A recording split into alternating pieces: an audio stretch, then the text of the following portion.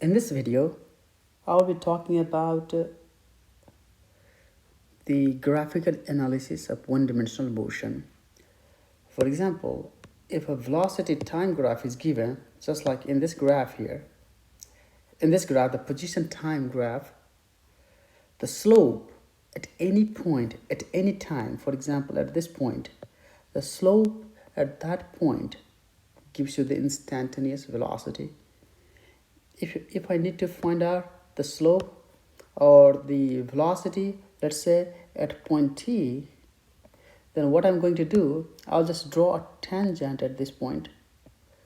The tangent at this point gives me the tangent at this point, and the slope of this line gives the instantaneous velocity. Okay, at any point, if we draw the tangent, the slope of that tangent line gives you the instantaneous velocity from a position time graph. If the velocity time graph is given, and if you draw a tangent from a velocity time graph, if you draw a tangent like here, then the slope of this line gives you the instantaneous acceleration at that particular time, at this time.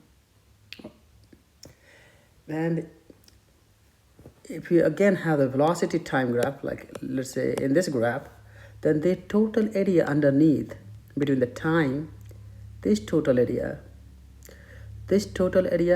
gives you the total displacement, how much displacement the particle has traveled between these two times, between this time and this time. So if you just calculate the area, that area will give you the total displacement. And in the next video, I'll give you the example of calculating the displacement from the velocity time graph, calculating the instantaneous acceleration from the velocity time graph, and again, the instantaneous velocity from the position time graph. So please watch those videos as well.